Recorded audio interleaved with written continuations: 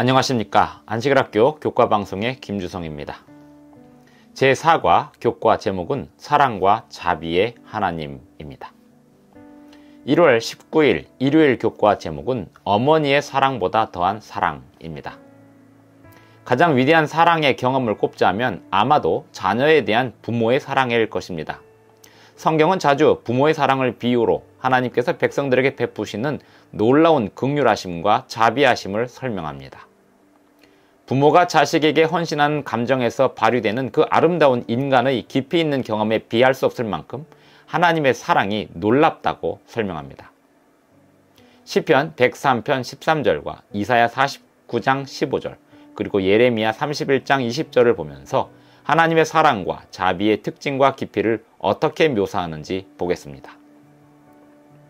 아버지가 자식을 긍휼히 여김같이 여호와께서는 자기를 경외하는 자를 긍휼히 여기시나니.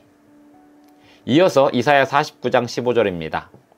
여인이 어찌 그 젖 먹는 자식을 잊겠으며 자기 태에서 난 아들을 긍휼히 여기지 않겠느냐. 그들은 혹시 잊을지라도 나는 너를 잊지 아니할 것이라. 예레미야 31장 20절도 보겠습니다. 에브라임은 나의 사랑하는 아들 기뻐하는 자식이 아니냐. 내가 그를 책망하여 말할 때마다 깊이 생각하노라. 그러므로 그를 위하여 내 창자가 들끓으니 내가 반드시 그를 불쌍히 여기리라. 여호와의 말씀이니라.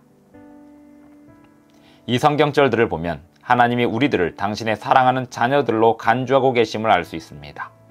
좋은 아버지 어머니가 그들의 자녀들을 사랑하듯이 우리를 사랑하십니다. 이사야 49장 15절은 설명하기를 인간 어머니가 혹시 그 돌보는 아들을 잊는다 해도 심지어 자기 태에서 난 아들을 긍휼히 여기지 않는다 하더라도 하나님은 결코 그 자녀들을 잊지 않으시고 그분의 긍휼하심이 절대로 실패하지 않으신다 합니다. 하나님의 긍휼하심을 표현하기 위해서 사용된 히브리어 단어 라함은 여러 성경절들에서 하나님의 풍성하신 인애하심과 자비하심을 나타내는 단어로 쓰이고 있습니다. 이 단어는 자궁을 뜻하는 단어 라함에서 유래한 것으로 추정됩니다. 따라서 학자들이 주목한 바대로 하나님의 긍휼하심은 어머니의 태와 같은 사랑입니다. 막 자식을 낳은 어머니의 그 위대한 사랑, 그보다도 비교할 수 없는 사랑이 하나님의 사랑입니다. 예레미야 31장 20절에서 하나님은 당신의 언약 백성들을 사랑스러운 자녀요 기뻐하는 자식으로 바라보신다 합니다. 언약 백성들이 하나님을 반역하고 슬프시게 함에도 불구하고 그렇게 하십니다. 하나님께서 선언하시기를 당신의 백성들을 사모하시고 그들에게 확실히 자비를 베푸신다 말씀하십니다. 예레미야 31장 20절에서 자비로 번역된 단어도 앞에서 언급된 히브리어 단어 라함입니다. 하나님이 당신의 백성을 불쌍히 여기신다는 표현을 내 창자가 들끓으니 라고 한 구절도 주목할 만합니다. 이러한 표현은 대단히 감성적이고 감정적인 표현으로 하나님의 감정을 나타낸 것입니다. 백성들에 대한 하나님의 긍휼하심의 심오한 깊이를 강조하고 있습니다. 백성들의 불량한 태도에도 불구하고 하나님은 계속해서 그분의 풍성한 사랑과 자비를 백성들에게 베푸시고 모든 합리적인 기대를 넘어서는 풍성한 사랑을 지속적으로 베풀고 계십니다. 치료봉사 72쪽의 글을 보겠습니다. 어떤 환경도 어떤 거리도 우리를 구주와 분리시킬 수는 없다. 우리가 어디에 있든지 그분께서는 우리 우편에 계셔서 우리로 쓰러지지 않게 해주시고 옹호해 주시고 붙들어 주시고 위로해 주신다. 그리스도께 구속받은 사람들에 대한 그의 사랑은 자녀에 대한 어머니의 사랑보다 더욱 크다. 우리가 그분의 사랑 안에 안식하면서 그분께서 나를 위하여 당신의 생명을 주셨으므로 내가 그분을 의지한다고 말하는 것은 우리의 특권이다. 1월 20일 월요일 교과 제목은 애끓는 사랑입니다. 헤아릴 수 없는 하나님의 사랑을 묘사하기 위해서 성경 호세아서가 기록되었습니다. 하나님은 선지자 호세아에게 명령하십니다. 너는 가서 음란한 여자를 맞이하여 음란한 자식들을 낳으라. 이 나라가 여호와를 떠나 크게 음란함이니라. 호세아는 그 음란한 여자가 바람을 피는데도 끝까지 사랑하고 있습니다. 그것은 하나님의 이스라엘 백성들을 향한 사랑을 나타내는 표상적 상황이었습니다. 나중에 호세아 11장에서는 백성들과 하나님의 관계가 사랑스러운 아버지와 자녀들의 관계로 바뀌어서 설명됩니다. 호세아 11장 1절부터 9절을 보겠습니다.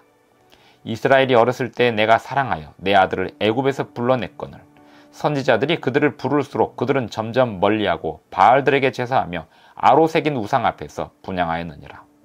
그러나 내가 에브라임에게 걸음을 가르치고 내 팔로 안았음에도 내가 그들을 고치는 줄을 그들은 알지 못하였도다.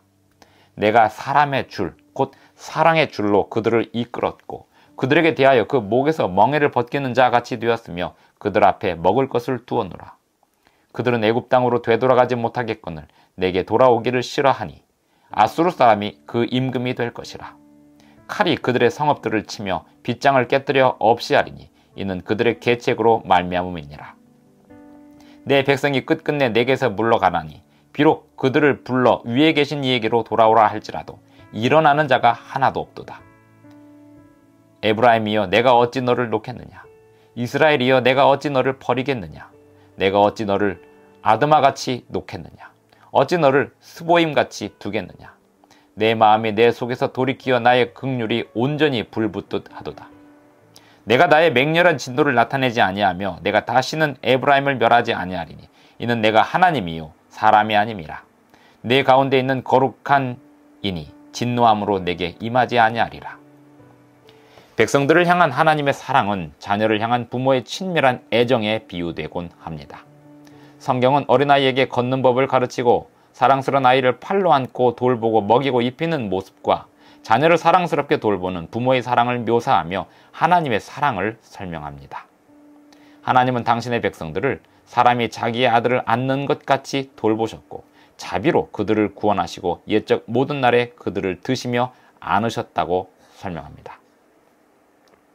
하나님의 흔들리지 않는 신실한 사랑에 비해 사람들은 반복하여 불신을 나타냈고 하나님을 멀리하고 심판을 초래하고 하나님을 슬프시게 만들었습니다. 하나님은 자비하신 분이시나 공의를 배제하지 않으시는 분입니다. 나중에 살펴보겠지만 사랑은 반드시 공의와 함께합니다. 누군가 나의 속을 뒤틀리게 하고 애타게 한 적이 있으신가요? 그러한 모습이 하나님의 백성들에 대한 사랑의 깊이로 묘사되기도 합니다.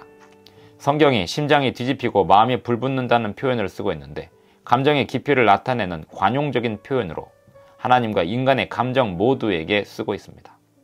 마음이 불붙는다는 표현은 히브리어로 카마르라고 쓰이는데 이것은 솔로몬 앞에 재판을 받으러 나왔던 두 여인의 이야기에서 쓰였습니다.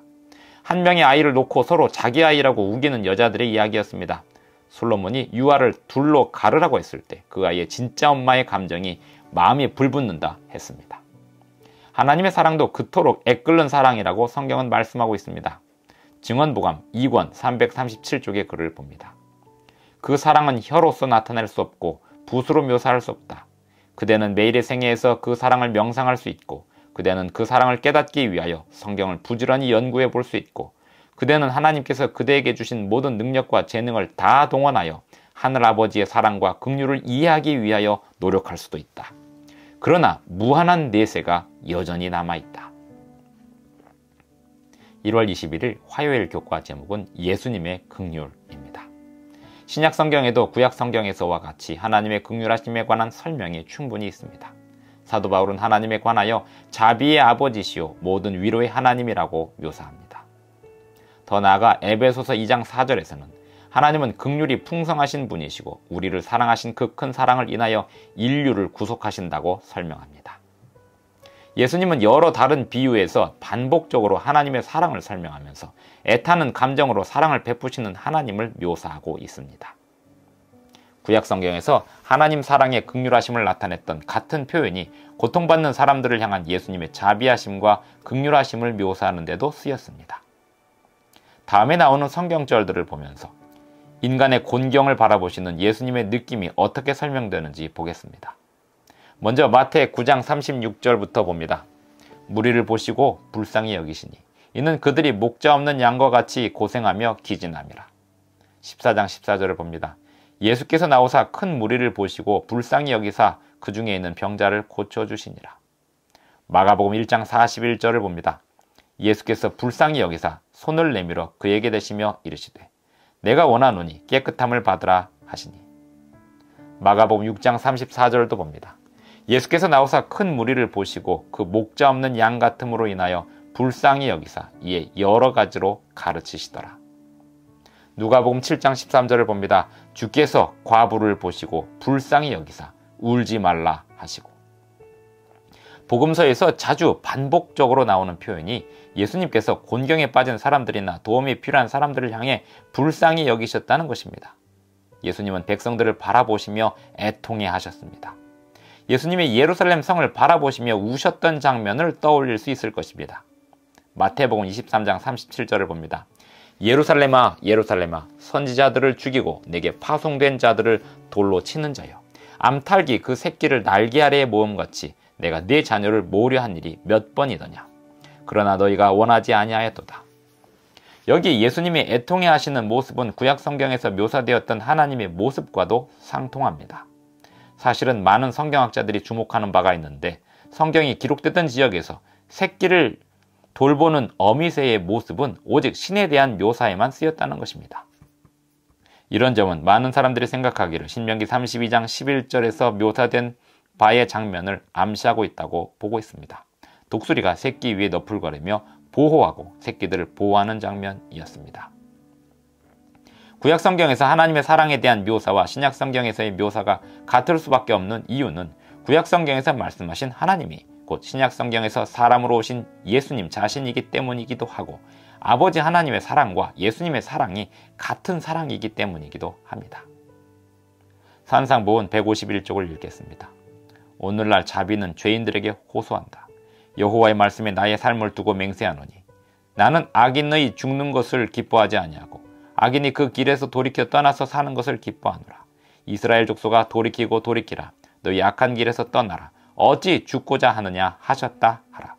오늘날 회개하지 않는 사람들을 향하여 바라는 음성은 주께서 사랑하는 성을 바라보실 때 마음의 고통을 안고 부르짖으시던 그 음성이다. 1월 22일 수요일 교과 제목은 하나님이 질투하시다니 입니다. 성경의 하나님은 긍휼이 풍성하신 하나님이십니다. 히브리어의 하나님은 엘 라훔이라 불리기도 하는데 엘은 하나님이란 뜻이고 라훔은 긍휼, 자비를 나타내는 라함과 어근이 같습니다. 하지만 하나님은 긍휼하실 뿐 아니라 질투하시는 분이기도 합니다. 히브리어로 엘 카나라고 합니다. 네 하나님 여호와는 소멸하는 불이시요 질투하시는 하나님이라고 했습니다. 고린도전서 13장 4절을 보면 사랑은 시기하지 아니한다 했습니다. 그러면 하나님은 질투하신다는 말은 어떻게 이해할 수 있을까요? 고린도서 11장 2절을 읽어보면 질투에 대한 다른 의미를 이해할 수 있습니다. 그리고 성경에서 하나님의 백성들이 끊임없이 불성실했던 역사를 생각하면서 시편 78편 58절을 보아도 질투를 이해할 좋은 단서를 얻을 수 있습니다. 이 구절들에서 하나님의 질투를 이해할 수 있을 만한 단서들을 찾아보겠습니다. 먼저 고린도후서 11장 2절입니다. 내가 하나님의 열심으로 너희를 위하여 열심을 내노니 내가 너희를 정결한 처녀로 한 남편인 그리스도께 드리려고 중매함이로다. 이 성경절에서 열심이라고 번역한 단어가 질투하시는 하나님 할 때 그 질투입니다.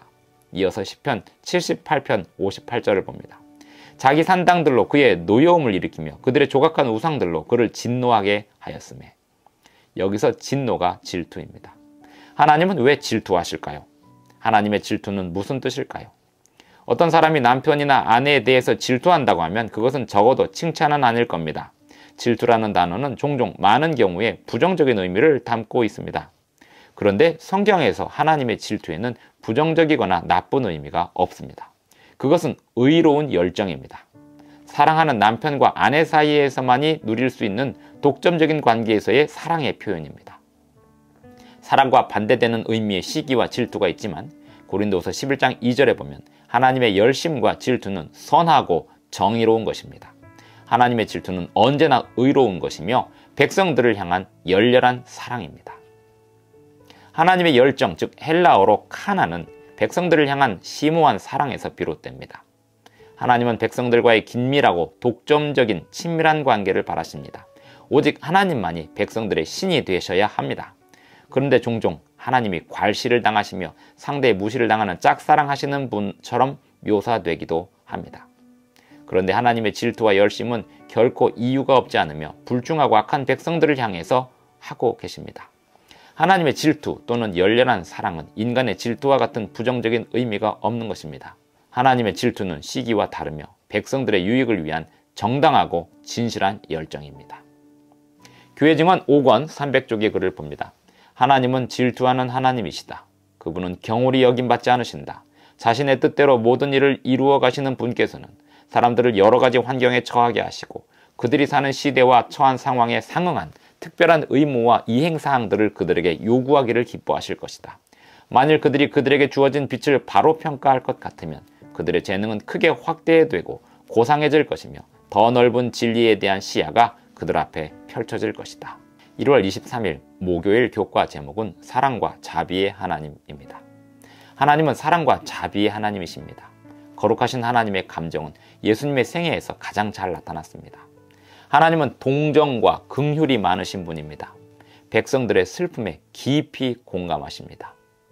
백성들의 아픔을 기꺼이 들으시고 응답하시고 위로하십니다.